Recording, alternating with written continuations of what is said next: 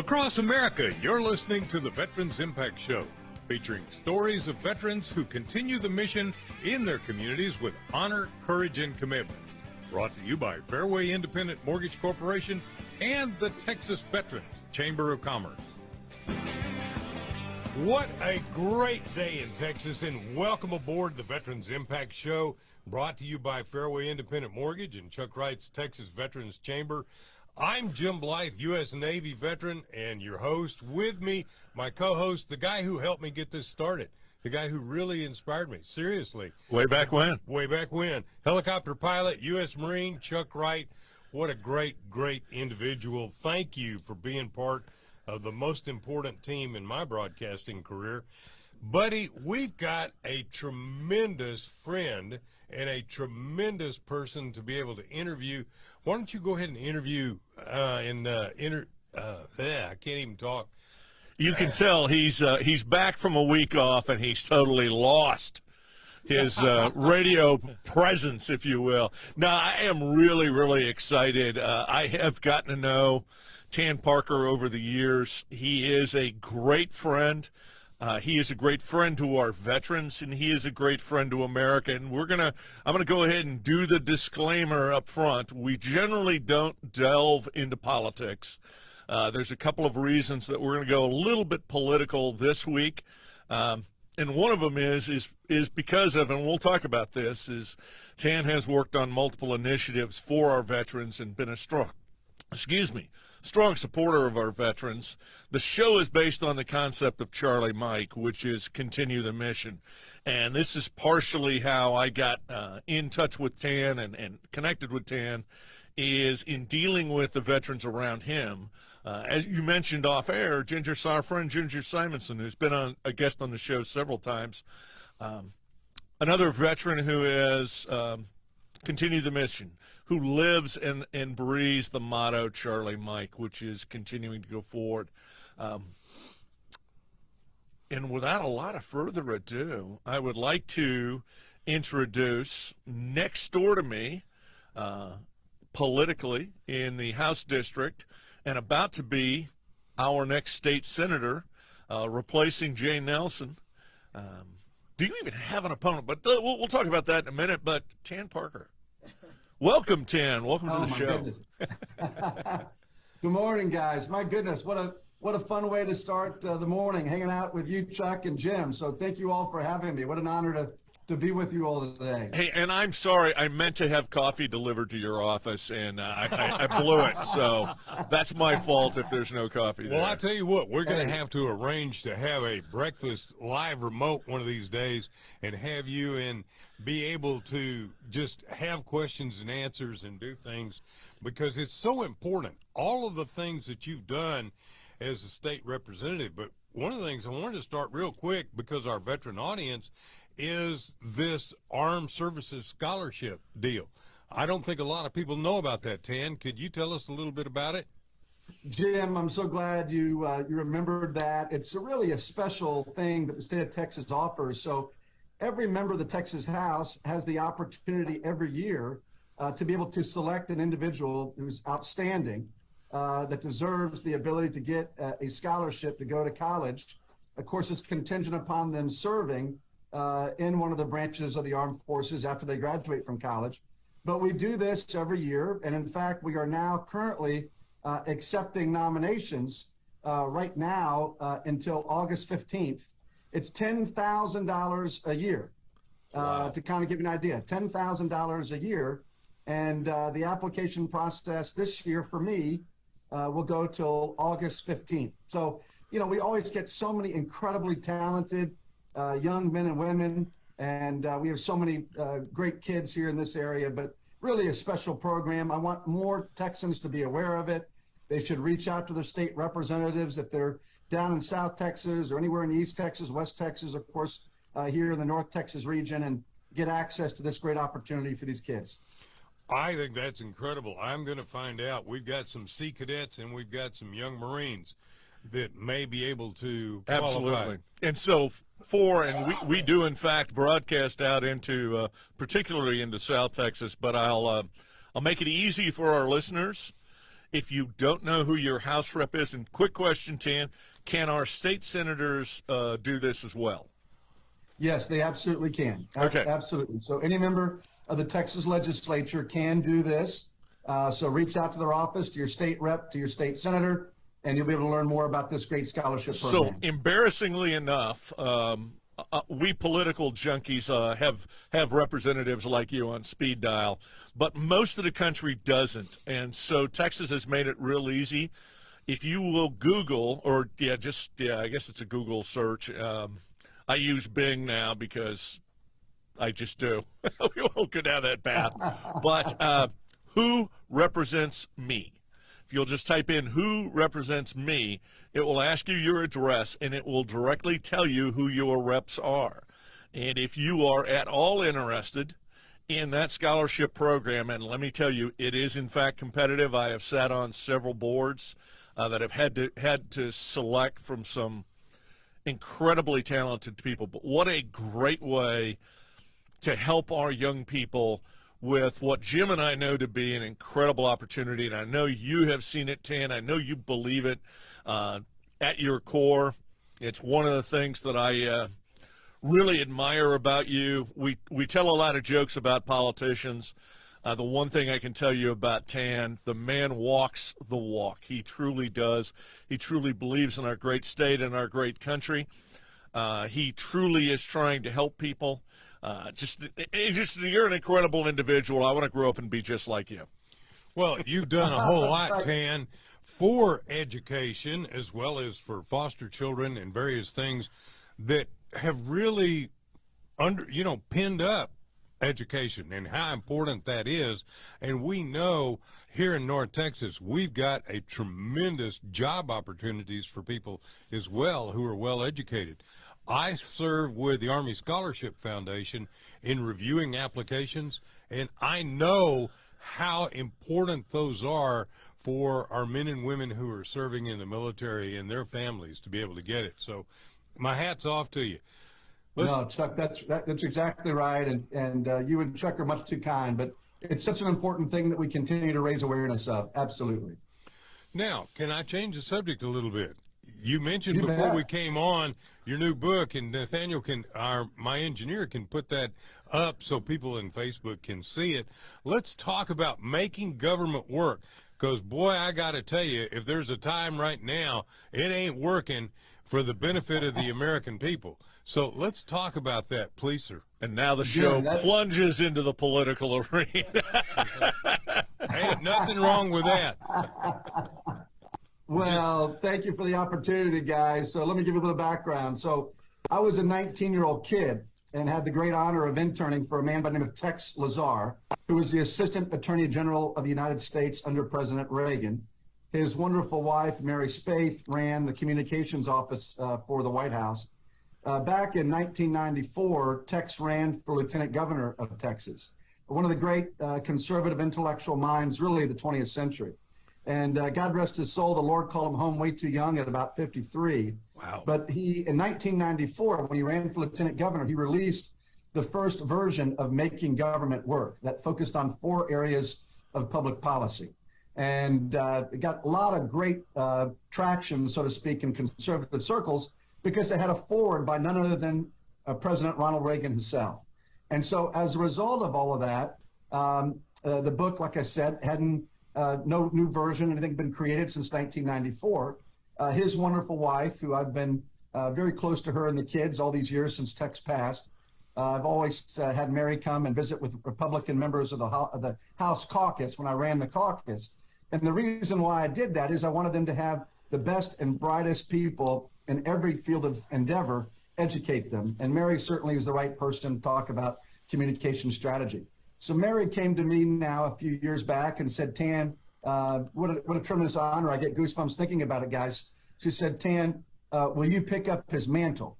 Will you create a modern version of Making Government Work for the good of the country that would, of course, honor Tex, but would be able to put forth a blueprint for how we move America forward? The book is all about federalism. You know, we realize, guys, that Washington, D.C. is so absolutely broken and dysfunctional. The real innovation, the real opportunities for Americans are all occurring in the states. You know, the founding fathers believed when competition occurs amongst the states, the American people win. When states compete, just like competition in all things is a wonderful thing, the same thing applies to the states. And of course, DC thinks that they created the states. And of course, it's the other way around. The states created the federal government. So that's the basis of it. And I then had basically a blank sheet of paper to work with, guys. And for about 20 months of my life, outside of all the things I'm blessed to do every day, I worked to create making government work. I reached out to one powerful voice in America after another.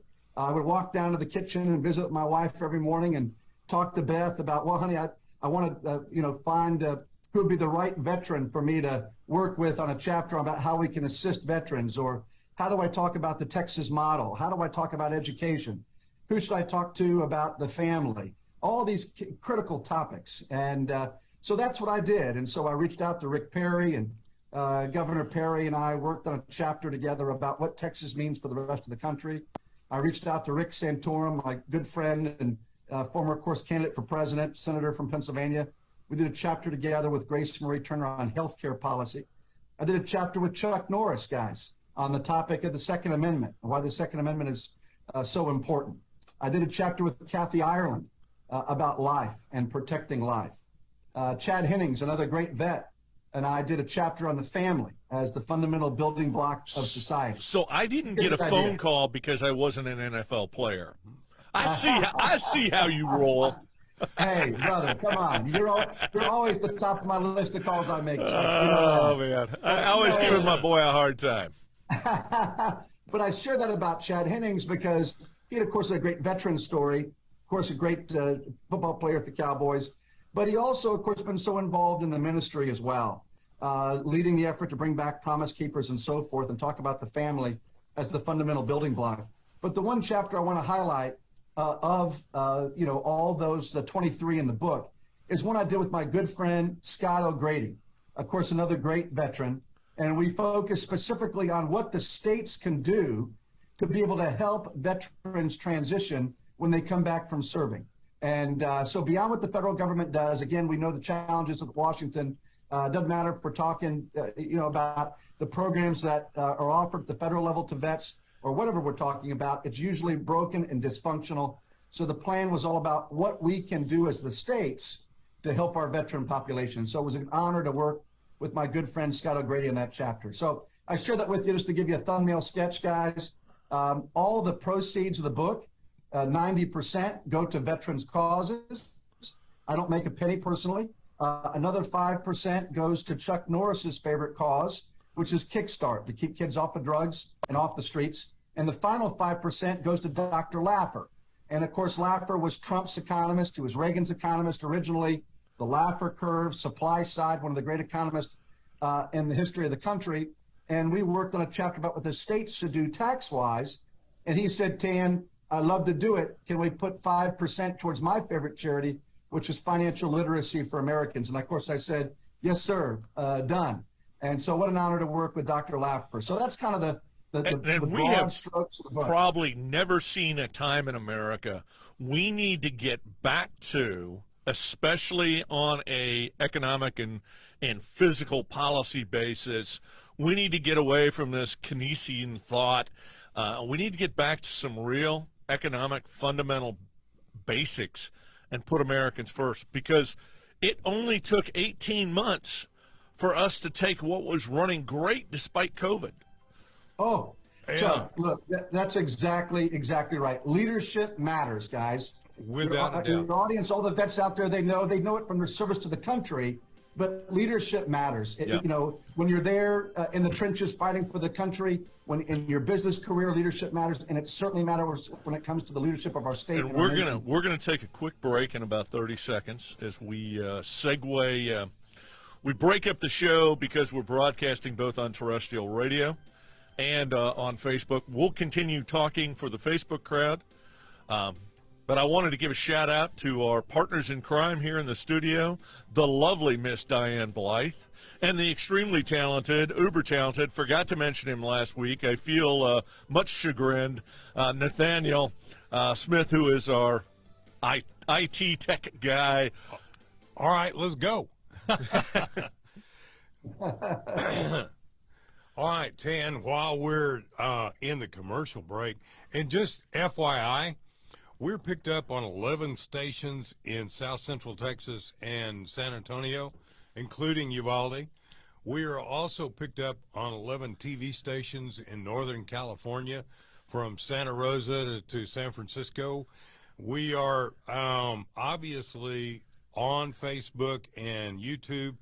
We are working to get picked up in Chesapeake on the East Coast in Navytown, USA, in Wow. Norfolk, and we are working to get on other stations across the nation to bring this message about veterans and continuing the mission. Absolutely. And it is so important to us because we see so many people. You know, you talked about what can we do for veterans that are returning. Well, I know there's the TAP program. I know there's programs that they go through on transitioning. But you know what we found? They don't seem to be very effective. Many of the programs don't seem to be as, I think they're incredibly effective. Okay. I think one of the problems that you have, and Tan, when we come back from this break and we've Right. got everybody, we'll talk about what Texas is doing, and we'll talk about Scott O'Grady's chapter of the book. But for now, one of the things that the governor knows, and I think this has been the last three governors, is veterans are good for business. Tan Yes. probably knows this, as he is a very strong economic mind with a very strong economic background. But veterans have higher median incomes than non-veterans here in the state of Texas. Veteran businesses Absolutely. specifically go out of business at a geometrically smaller rate than non-veteran businesses, and one of those reasons is veterans. We're kind of dumb that way. We don't know how to quit. We don't quit at the first sign of a problem, and we continue to solve problems and try to fix them. And I say that because all of that leads to more tax revenue for Texas. Yeah. Yeah. And those are good things. No, that's exactly right. Absolutely. Absolutely. I couldn't agree with you more. It's so important that people realize, that don't give up. That's exactly right. Tan, again, now your new book that you come out with is on Barnes & Noble. Is it also on Amazon? Where else can we get it? Yeah, Barnes & Noble, Amazon, Target, anywhere books are sold. Absolutely. Are you doing any book signings in the future? Yes, we need to do more. You guys let me know we want to do one together. Let's make it happen, maybe with Scott O'Grady, and do one here in the Dallas area. It'd be great. That'd be awesome. Let's set it up. And I love that part of town that you're in, Flower Mound. I'm a member, even though we don't live up there, of the Flower Mound Veterans Association that meets once a month. I got to tell you, that is a tremendous, I lived up there for a while, and that is a great, great part of Texas. It is. It's an amazing community. Denton County is an extraordinary place. Flower Mound, all this region I've been blessed to represent over the years is just really extraordinary. The whole region is extraordinary. You guys know that. Oh, without We're so doubt. blessed to be here. I was So very, blessed to be very here. pleased to see that Denton County, it foolishly closed its economic development office, and now we have new leadership. And one of the first things they did was reopen. Okay, here we go. We're back coming on back. the air. Welcome back to the Veterans Impact Show. Thanks to our great sponsors, Fairway Independent Mortgage Corporation and the Texas Veterans Chamber of Commerce. Now, let's continue this conversation. Well, thank you for being on board with the Veterans Impact Show today. Chuck Wright, thank you for bringing Tan to the forefront here and helping us move this, because this is great, great information. Please go to tanparker.com, correct, Tan? And let's That's also right. take a look at his book, his new book. We want you to get to know it. It's really great. Making Government Work. That's a big, big deal. That's without a doubt. Listen, I do government loans for seniors, and I got to tell you, paperwork is a nightmare. Every veteran will tell you paperwork is a nightmare. If you can figure out a chapter on how we cut the paperwork out, I think you would find yourself elected to be president overnight. Yeah. just on that one issue alone. It was totally nonpartisan. Everybody hates paperwork. It's one of the things that I'm going to stress to you. You're going to hear it. I know you may not remember it because I know you tune out about 90% of what I say, which is okay. Most people do. Never. But yeah, we need to figure out how to make the government process, and I'm not talking about the chapters of your book, but I'm talking about the actual process. I absolutely love that most of the nation has gone, a lot of business has gone to being able to do documents and being able to e-sign them. We need a process like that makes it cleaner, that makes it quicker. Nothing gets lost, nothing gets out of order, nothing gets misplaced. So that's my suggestion is, how do we make government more technologically efficient? But more importantly, and I'm going to bring this directly to our veterans, this stuns me. Now, we're going to go to the national level. You're not there yet. You're going to get there soon enough. Well, I'm going to keep promoting the heck out of you. But I want to talk about something, and it's a source of huge frustration for all of our veterans. And any veteran listening is going to go, oh, man, isn't that the truth? The Department of Defense's computer system and the Department of Veteran Affairs computer systems cannot, will not, are not set up to talk to each other. Yeah. How absolutely insane is that? Well, and Chuck, that's not unique. I mean, there's so many areas of the federal government that do not talk to one another. They're siloed. I mean, you can be in the same agency and have systems not talk to one another that are absolutely siloed. And of course, they're not talking, if you will, so often to other systems, meaning the state or local entities. It's just really dysfunctional.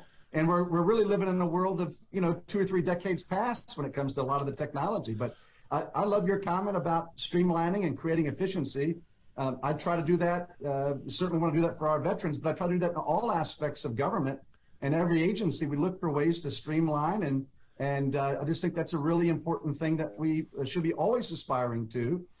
In fact, in Texas, we have something called the sunset process, where every agency of government goes through a regular review process to justify its existence and to also look for ways to improve the efficiency of the services it delivers. It's a great, unique thing. Again, another example of where Washington should be following the Texas model. So just to give you a little bit of background on that. Hey, let's do this right quick. Would you, and I'm hitting you off the top of my head with a question, and I should have given you some prep time for this, but off the top of your head, would you talk about some of the programs that Texas has that, if not completely unique, are not that common that we have for our veterans? Well, look, absolutely. I mean, as you know, we do a lot for our veterans here in Texas. When I think about some of those things that come to mind, first and foremost, I think about some of the educational benefits, right? For them, for their children. Those are very, very important so they can continue their education, to be able to help them financially, to have their kids get a good education. Those are very unique and really special programs. We've also, of course, always been very mindful of protecting the financial pocketbook of our veterans and provided some benefits when it comes to home ownership as well. Again, these are unique things that are not inexpensive to the budget, so to speak, but there's nothing more important than taking care of our veterans and taking care of our seniors. And these are things that are truly unique when you look at Texas. You talk about the Armed Forces Scholarship we talked about earlier. I don't know of another state in the country that offers this kind of scholarship, if you will, to young people here in the state, again, just to create a culture in which veterans are cultivated in terms of kids that are in high school and younger. They're cultivated, and then they're protected, and they are thanked for what they do when they come home. And really, if I can say something again about the book, Making Government Work, the chapter with Scott O'Grady is all about how we help these veterans transition. We know that they are dealing with so many challenges. And so the book talks about how the states can navigate and support vets with healthcare policy in the states, how we can address the challenges of mental illness. I know both of you brothers feel the same way that I do, are passionate every day, and brought my awareness up about the suffering of our vets with mental illness and the number of vets that are dying every year. And so all those issues we need to raise awareness of and provide sources of support for. All right, let's take a break. We're going to be right back to talk more about that with Tan Parker. Facebook, thank you for being on board with us as we continue the conversation with Tan. Tan, that is so important, what you talked about, mental health. And I am a huge proponent of the fact that employment, jobs, education lead to strong mental health. If you got a great job, without a doubt, it's very important. And I think some of the things like our employment with the Texas Veterans Commission workforce and all of the things that they're doing is just amazing what they do. So, Tan, quick question, and we're gonna continue down this line of thinking. But and I think it's a foregone conclusion that you're easily going to win the what was formerly Jay Nelson state Senate seat. So, as you are already plotting and scheming your time in the Senate, what is the leading veteran issue or issues that you're going to be working on this next session? Well, look, Chuck, thank you for that question. Obviously, I don't take for granted I have a November election and an opponent. I've got to work very hard, and it's a very large district. It's a very unique district. Maybe we'll talk about that here on the air with everybody in a few minutes. But I'm representing a portion basically of 3 counties and 1 county in its entirety out in Wise County. So it's 500,000 people in Denton County, a lot of Wise, all of Wise County, a good bit of Tarrant, and about 360 or 70,000 people in Dallas County. And we'll talk about all of that. But it's getting your message out to everybody. I can't take that for granted in November. And so that's why I'm running a real campaign to let my message of opportunity and limited government and free enterprise and hope be heard by so many folks across the district. But to answer your question, look, Jack, I'm not the expert that the two of you are on these issues. So I want to hear your feedback on it. But in my mind, mental health right now, particularly post-COVID for everybody, but in particular, I think for veterans, I think is at the top of the list of things that we've got to be focused on. We know our vets are suffering. We know the real issues and support, and we need to come alongside them in their journey and their difficulties that they're experiencing. So that would be, I think, my highest priority. Everything else is secondary to your mental health and your well-being, generally speaking, right? That was one of Jane Nelson's priorities, and Ginger and I have talked a lot, and I've worked with her in the Military Peer Network. You're right on target, and that's what we've got to be working on. So I'm all in. What can we do to help you? Oh, you know what we could do, too? We were talking about a book signing. Why don't we organize, because we know Lynn Toomer, why don't we organize some of the VFWs in the area that would be affected by your Senate position and do some book signings and meetings there?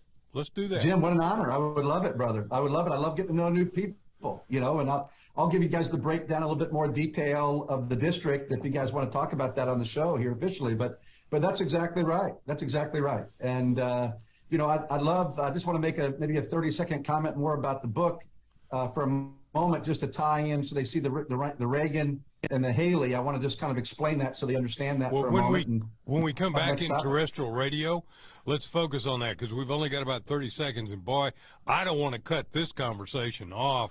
So let's bring it back to life here. This will be a little bit of a longer segment. Yeah, this is our best segment. So. Okay. All right, Chuck, why don't you bring us back, because my voice is a little shaky. It is. Get your COVID shot. I had mine, and it sure helped. I tell you what, if I get COVID after this, you're in trouble. Welcome back to the Veterans Impact Show. Thanks to our great sponsors, Fairway Independent Mortgage Corporation and the Texas Veterans Chamber of Commerce. Now, let's continue this conversation.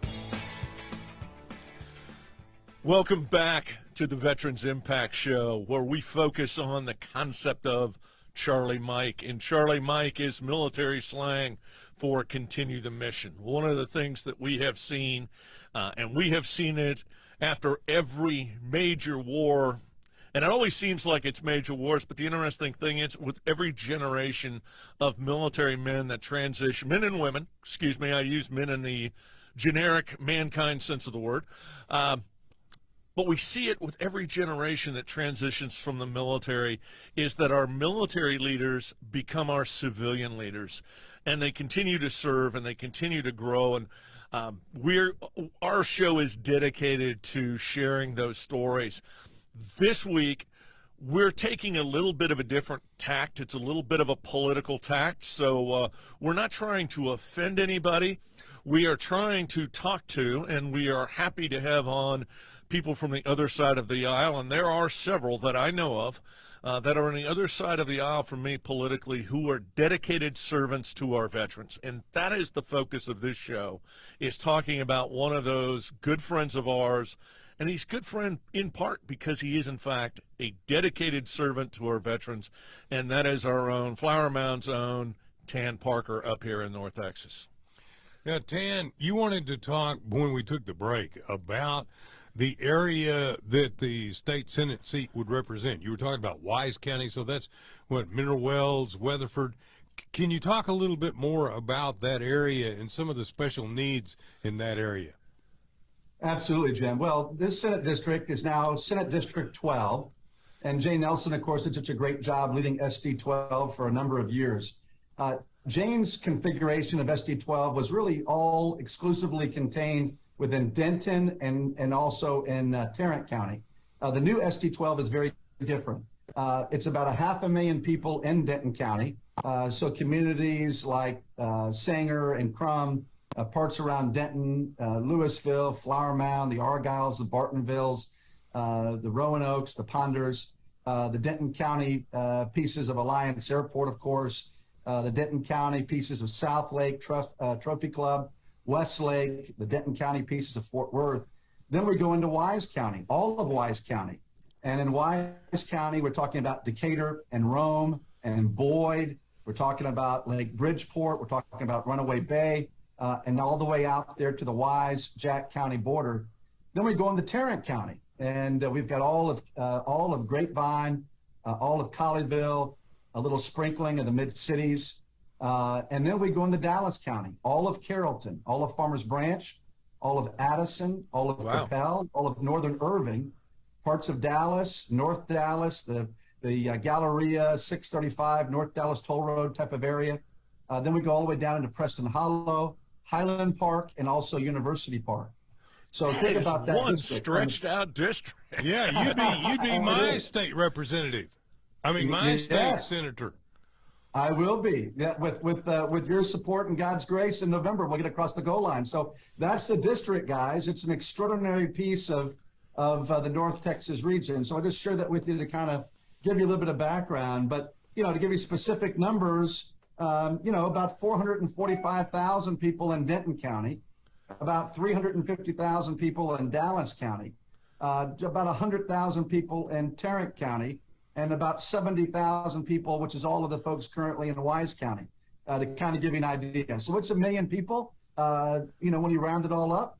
And you think about that, people don't realize it, but our state Senate seats are larger than that of a U.S. House seat. A U.S. House seat runs closer to about 700,000 people, and here our state Senate seats are about 1 million people. And of course, this district I just described is so fast growing. It's going to be getting a disproportionate number of those 1,500 people a day that come to Texas. So anyway, you bring up an interesting point, and I want to segue just real fast. Is there any consideration in the Texas House or Texas Congress, I guess that would be how you would say that, to increase the number of Senate seats and House Rep seats? No, we won't ever change that. That is constitutionally baked into the fabric of Texas. So no matter how we grow, we'll have 150 members of the House, and we'll have 31 members of the Texas Senate. And so just to kind of give you the math, you have 38 members of the United States House of Representatives from Texas, but yet 31 Texas senators. So those numbers are baked. They'll never change. And so they'll grow in size, each of those districts, but that's the model for the future of the state. Interesting. And I know you're going to continue to work hard, as you always do, and especially with your district expanding, you're going to be getting out, meeting new people. I have no doubt that the majority of them are going to have the same view of you that I do. And one of the things that's very interesting is that, and I have mentioned, and I'm not going to go down the names, there's one in particular that's at the top of my mind. When we talk about veterans, we're talking about something that we can largely be nonpartisan about. and we can Absolutely. get support across the aisle. In a couple of our Democratic House representatives in Texas have been staunch supporters of our veterans, as I've mentioned before. I know that Colin Allred, who is a Democratic congressman from good Jim's friend of district, has been a fairly staunch supporter of our veterans, and that's important because this is very much a nonpartisan issue. And I would love, there's so much in your book, and you talk about it being for conservatives, but it's really, I think a better term, it's a common sense approach to government that is, it really is when you read it. And obviously, I'm like you. I'm an economics major. I didn't study at the London School of Economics. We haven't even gone down your resume yet. I am so jealous. At 19, you get to work in the Reagan White House. I worked for Reagan's first campaign. I was actually a H. Bush supporter. I attended a luncheon for Ronald Reagan and was just overwhelmed when I listened to his speech from the 1964 Republican convention. And I said, oh, my Lord, this man's political values have not shifted with the wind. And what he said made so much sense. He was the man we needed at the time. Tan Parker, you are the man we need, at least North Texas needs. We'll eventually get you running for governor or congressman or something else. We have great aspirations for you. My friends, you're too good to me, guys. You're too good to me. That's only because you are worthy and then some. And I think that that's really important. You mentioned leadership. Chuck and I come from a military background. We're both multi-generation military. We basically believe in leadership. And I think that when you take a look at the American history after each war, especially after World War II, the line item leadership that men and women learned in the military changed the economic face of this nation. And so Absolutely. No question about it. I think that's critically important. I also think that one of the things we've got to do is to be able to lift people up. Yes. I love what Ben Carson says about you're not a victim. Lift yourself up. Get an education. You read his story, you go, wow, here's a guy who didn't have a chance in anything at all, and now he is one of the, I think, greatest Americans out there. It's important that we lift people up, and I see you doing that. Well, thank you, my friend. Look, Ben Carson is just a great patriot. And, in the book, Making Government Work, on the back jacket, you'll see I'm very blessed to have some great accolades. Dr. Ben Carson gives a great accolade about making government work and why it's so important for the future of the country. People can read some of those quotes on the website outside of the book itself, of course. But I wanted to share with people so they understand for a moment why Ben Carson was so engaged on the project and wanted to weigh in, is the fact that I was able to go and take from that original book that Tex Lazar created in '94, I was able to get permission to reprint the original foreword from President Ronald Reagan that made the original book such a success. And so, when you read the new modern version of Making Government Work, you're reading Reagan and his thoughts about the states and how we move America forward. So it's very powerful. Chuck referenced the fact that I was so blessed in life to spend time with President Reagan as a young man and have the honor of doing so many incredible things with him and with HW and Tex Lazar and Dick Armey and so many other great patriots for this country. But I share that with you because I got permission to republish that Reagan forward. And now that's given me the opportunity to get to know the Reagan Foundation folks out in California. And now I'm working with them very closely to raise awareness about President Reagan, to provide access to scholarships and educational opportunities for our young people in high school and in college, and to preserve the legacy of President Reagan. I also, when I got President Reagan's, the blessing of the Institute, I also asked Nikki Haley to do a modern day forward with me on the book. And so you'll see that as well. A great governor, did a great job as the ambassador at the United Nations. And then, Newt Gingrich calls this book the equivalent of what the contract with America was in 1994 for the federal government. It's the equivalent of this for the states, the equivalent of what the contract with America was. And so that's incredible. I'm very honored and blessed that Newt felt that way about the book. He's an amazing patriot and had a plan. And really, the book is the plan for how the states need to move forward. And it's the plan for how the Republicans, God willing, will win in November here in this midterm. It's the agenda for how we move the country forward. And so Chuck nailed it perfectly. It's about common sense policies about how we move the country forward. All the issues that we face. And you mentioned Newt Gingrich in Contract with America, and I will remind our listeners that that occurred while Bill Clinton was president. So it was definitely kind of a bipartisan effort. There was a little bit of strong arming going on, but it's politics, and behind the scenes, there is some arm twisting. But I will remind it was the last time, and I credit Newt Gingrich with a ton for his Contract with America policy. It was the last time America was actually running a surplus, and we saw the lowest debt to GDP ratio. And to use an economic term, but try to explain it simply, basically, if you think about your own personal finances, if you go to purchase a home, the bank, the mortgage company wants to see your income, or excuse me, your debts being 30% or less of your income, and that's the mark of a healthy debt-to-income ratio. And basically, the debt-to-GDP ratio is that for a country. And quite frankly, our best debt-to-GDP ratio since World War II came under Bill Clinton with Newt Gingrich's leadership in the House. It definitely was. I mean, Bill Clinton got to sign it. Maybe he was forced to sign it, but the bottom line is, on a bipartisan level, we made America as healthy as it's been. And I think anybody, regardless of party, I know there's 20% of you out there that are still going, well, no mean tweets, and we'll leave that alone. But we're not healthy physically right now, and we've got to get back there, because if we're this crazy, we can't be, as Jim said, lifting people up.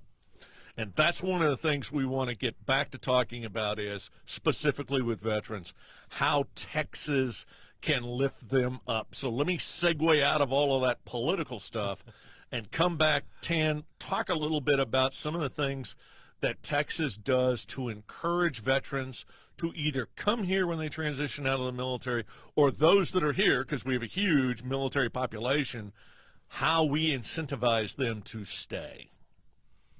Well, hey, again, great topic. And I kind of talked about earlier how we try to cultivate, young people to understand the importance of serving in the armed forces. And that's the reason why we offer the scholarship that we talked about earlier today, and these various programs. But at the end of the day, we do a whole lot, as you know, guys, firsthand, with regard to the workforce, and making certain that the workforce in Texas recognizes that the strength of the workforce is our veterans, and getting our veterans to be a part of what's happening. Every company runs better when they've got veterans engaged. Mm-hmm. We talked about that in the break. I mean, at the end of the day, the veterans know how to go through very, very trying and difficult times and not to give up. Yep. It's their persistence and their passion that drives them across the goal line and makes them successful, whether or not it's on the battlefield, protecting America and fighting for liberty and freedom around the world, or whether or not it's helping to make a company cash flow positive. So the kind of programs that the Texas Workforce Options provides, the kind of ongoing educational opportunities that are there and afforded to our veterans are very, very special and truly unique, like we talked about earlier. So I just share that with you, that these benefits for veteran owner businesses are really special. We got the Veterans Land Board.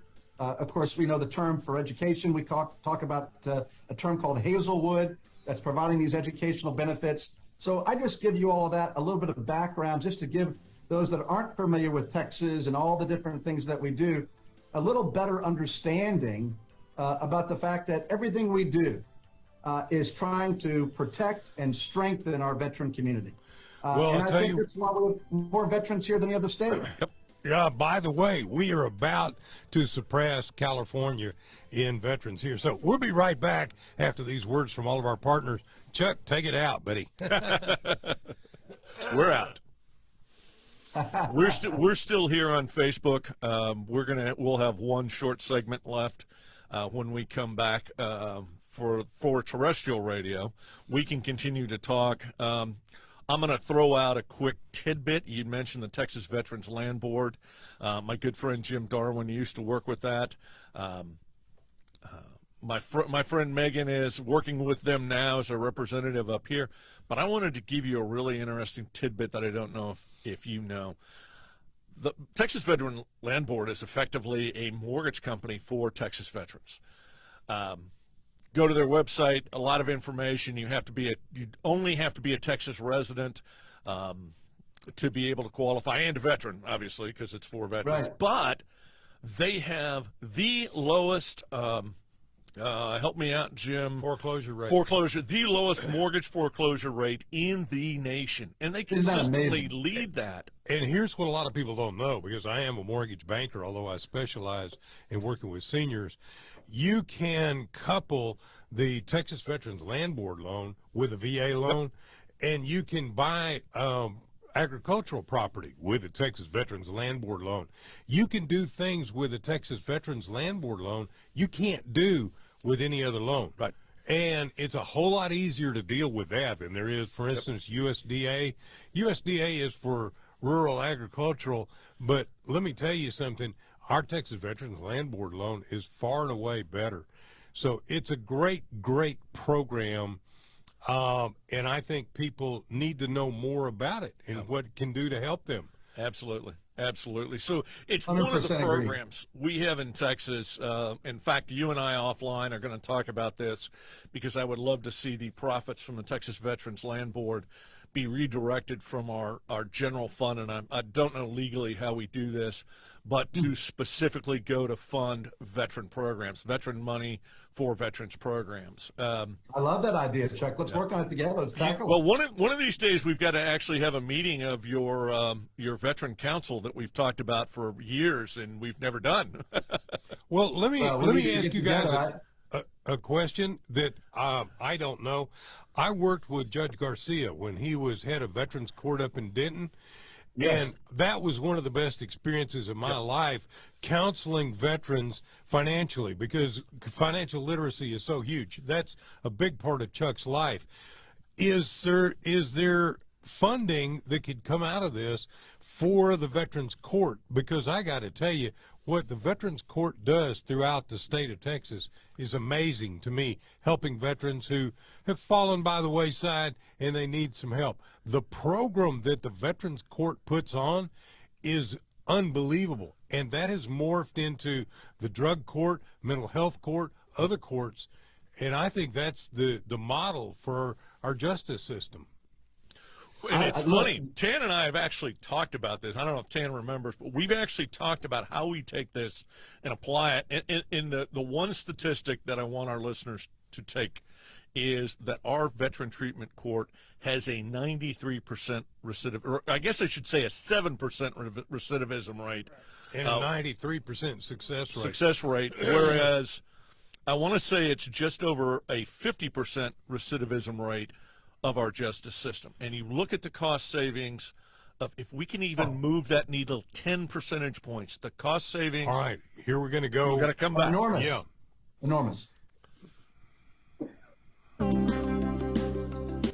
Welcome back to the Veterans Impact Show. Thanks to our great sponsors, Fairway Independent Mortgage Corporation and the Texas Veterans Chamber of Commerce. Now, let's continue this conversation. Well, I want to thank Tan Parker and Chuck Wright for being part of our broadcast team today. I got to make a special announcement, too. I had been double vaccinated, boosted, and for COVID. When we were in Orlando, I came up with COVID die-in, got it first. We recovered. Get your boosters. Get with your doctor. Get vaccinated, because the difference can be life-saving, and that's really important. And, Chuck, I got to tell you, I pray nobody gets it, but if you get it, go to your doctor. Get the help. It's really, really important to be able to be healthy and be strong. So thank you. Tan, we're going to continue the conversation. Chuck? Sorry, sometimes the hand signs in studio are humor. Okay. Dan, we've got about 5 minutes left in the show, and Jim's gonna close us out at about the 4-minute mark with a prayer. But what I wanted to do is I wanted to kind of give you these last 4 minutes for you to talk about, and we can talk about the book, we can talk about your campaign. This is yours. Just so take it away. Well, thank you guys for the time, and what a great experience for me to be with you guys. Can we do this more often? I'd love just coming on the air and Sure. having a Absolutely. Saturday morning visit with you guys and with your listeners. But, thank you for letting me talk about making government work. The reason why I'm passionate about it, as I said, I give everything to charity, is I just want more young people to read the content. All those 23 chapters, we touch everything from, how we rebuild our infrastructure in this country, how we understand the importance of religious freedom, how we address all the major issues facing the country in education and so forth. And it's just important that we recognize those things. That's why I appreciate the chance to talk about making government work. Look, it's been a great honor of my professional life outside of being a businessman. I want folks to realize the Texas legislature is a citizen legislature. I don't earn a living off the taxpayer. We make $600 a month as lawmakers Grossly overpaid. here in Texas, to kind of give you an idea. And so I'm a private sector business person, like so many of you on the radio here today that are listening. And, the reason why we work is because, we're here to serve. We have a balanced budget in Texas, unlike Washington. We are constitutionally mandated to pass a balanced budget and to live within our means. The vast majority, disproportionately, of all of the savings of all the states in the country is Texas's savings account, what we call our rainy day fund. So we've been very fiscally disciplined. So I think there are lots of models and lessons learned about what Texas can apply and teach the rest of the country and, frankly, the federal government. We have so many opportunities in Texas as well. I'm an optimist. We have extraordinarily amazing opportunities ahead. Economically, we continue to be the leading economy in the United States. We are growing faster than any other state in the country. We need to continue to do that.